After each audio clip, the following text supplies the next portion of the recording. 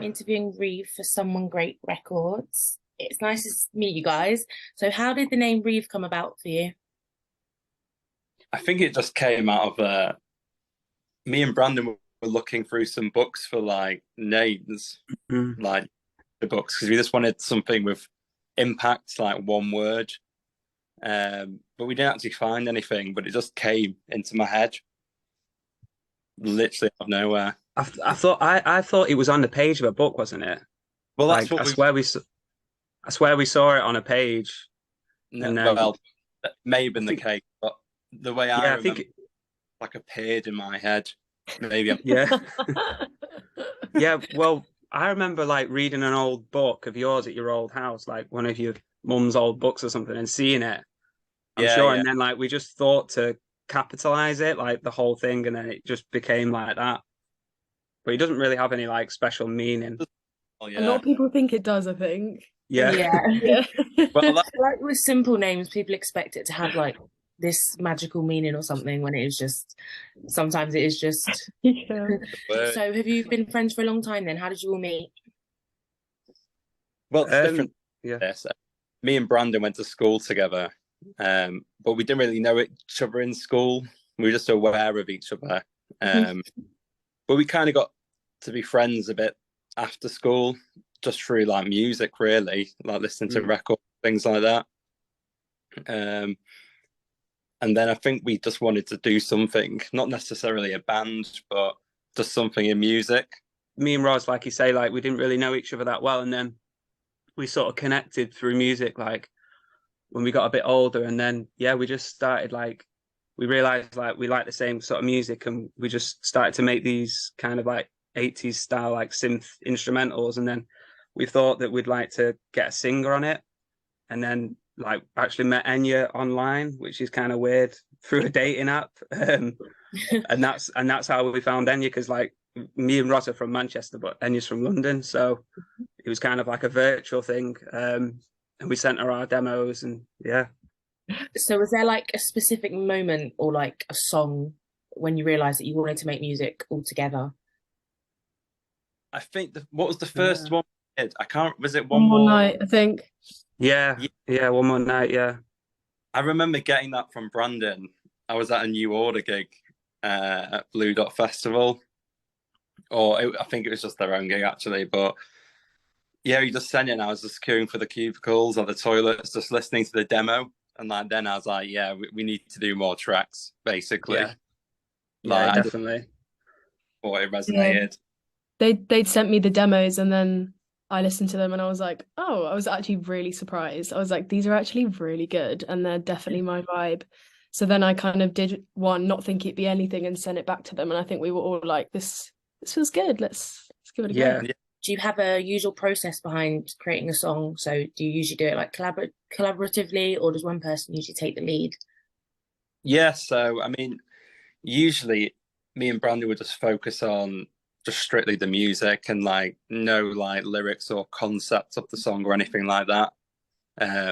And we just get inspired from things we watch, really. I'd say films and just things like that. Yeah. So then like yeah, like normally we have like kind of like a basic idea. Like quite yeah, just basic and stripped back. And then like just send it to Enya, see if she likes it. If she can do she feels it and she likes it, then we'll get a little rough demo of her. And then we'll kind of working on the track, and then just back and forth, it'll kind of build up like that, really. Like once we get like a vocal on it, we can see it as a bigger picture thing, and then we can kind of adding things to it, and we'll go back. Yeah. So some tracks we've started and got like a full arrangement for, but like Enya's not like them, so we just like we can't really force anything from that. Do you know what I mean? It's like Well, so some of them it's better to send it in the early stages, you know. Yeah. Do you have like pre-written lyrics, or do you have to hear a song before you can kind of put a story to it? Definitely a mixture. I have a note on my phone that if I ever lose, I'm literally screwed forever. That of just like lyrics I've written down for probably about 10 years. There's just Yeah. like lots of little phrases or something. So a lot of times I'll just flick through that, and if there's a phrase that kind of, I'll sometimes flick through it while listening to a demo and see if anything jumps out. But I think other ones I've definitely just listened to, like one more night and stuff like that, Get to Know Me, I literally just listened to it and just started writing straight away. Like it just depends if something comes really easily or if it's more like I've got to sit down and think about it. Some just come really naturally, like I don't even, it would be like a first draft and that'll be it. Others I'm like picking a bit more. So it just depends. So was the process behind your new single any different from your usual process, or was it quite similar? I think it was the same, wasn't it? Yeah. Yeah, I mean, it's for a while, like this one's taken a while to put together, so we've had definitely more time to think about it, and it's changed a bit since the first demo, but it's still the same process. Yeah, we recorded the vocals for this at my house here in Manchester. So when you came up to Manchester for that, and like Ross said, yeah, I don't know, like maybe because there's been like we've spent a lot of time gigging and stuff in between like this and our single before. Maybe like I don't know, we've kind of like matured a bit, and I don't know, we're just taking our time with it, and just things have changed naturally. But yeah, I think it's the same sort of process. It's just taking longer, but it's all mixed now. It just needs to be mastered, and then it's out. Yeah. So what's the story behind your new single? It's such a long time ago this was written, I'm not gonna lie, but it was kind of around COVID time and everything was pretty shit. Sorry, I don't know if I can swear, but it's like the world was literally on fire, and I just remember thinking, what the hell is going on? And instead of like, as I have many other times in life, being like, oh, this makes me want to give up, I was kind of like, what about thinking about how to make it work? So it's kind of like trying to find a way of falling in love with the world again, just enjoying life even though it's kind of on fire is the concept, I think. Were there any direct inspirations behind the single, or like For music me, you listened to that kind of triggered something? Like musically, Don't I know. wanted, like, I know we have some 80s elements in our tracks, but this one I wanted to have like an upbeat 80s song, less like darker one with minor scales and more like major scales. So it has got that kind of hump to it. I describe Is it there as. any like music you turn to when you're struggling to find any inspiration or anything? I think that can be distracting because then you start going down the lines of what that is. So for me, it's usually about books or films, something not related directly to music, and then kind of get a vibe from that, or inspiration from that. Yeah. Well, when I was producing this one and mixing it and stuff, like obviously all like the basic sounds and the vibe of it are there, but it's about like shaping it into like a final product. And I think like I was getting a bit stuck, and I was just like listening, like what does it remind me of that already exists? And it's sort of like kind of like obviously 80s stuff in general, like synth pop and that, but like specifically like quite a bit of like Italo disco sort of stuff. So I was just, when I was mixing it and producing it, I was trying to take some of that like and bring that into what I was trying to do in like terms of how it sounds. So yeah. Is there a specific message that you wanted to spread with your single or with the band as well? Ooh, it's hard. It's harder for me and Roz because it's just sounds. But I guess and you might maybe. I don't think specific I feel like sometimes if I take that attitude, it's too much pressure. I think it's more just thinking of what fits, and a lot of the time it is based on how I feel at the time, to be honest. So because that's how I can only connect with a song a lot of the time, or like past experiences or people I know or stuff like that.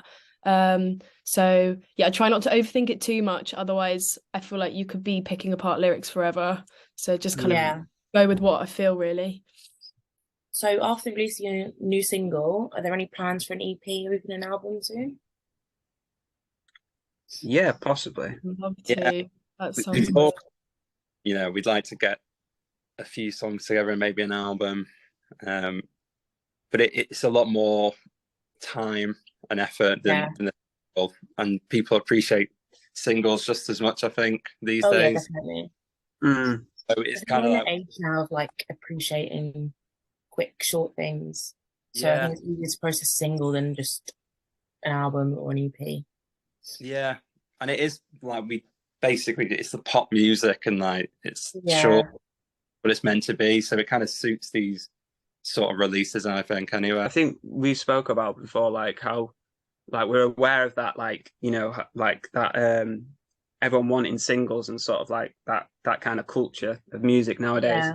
and kind of wanting to, like, you know, not be fully like that and still have an album at some point and longer EPs, so that we are like appreciating the people that like to listen to music that way as well. Yeah.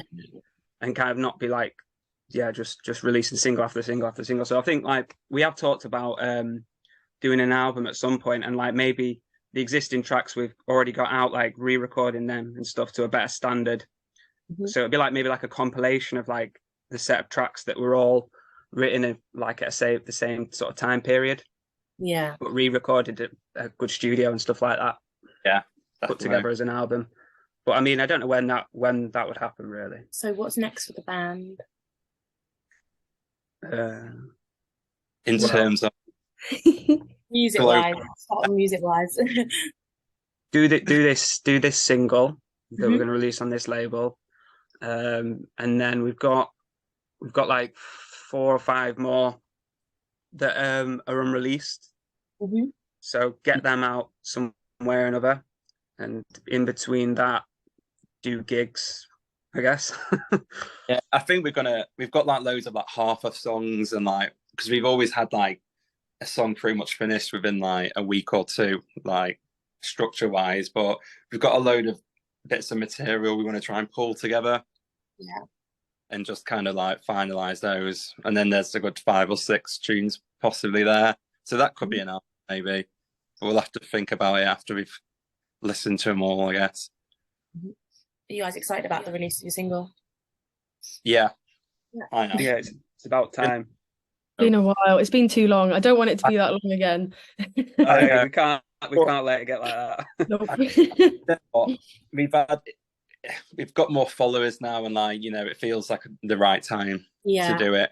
I suppose you're building a following. You kind of need that to Yeah. know who's listening, things like that. Especially if you're putting so much work and effort into it.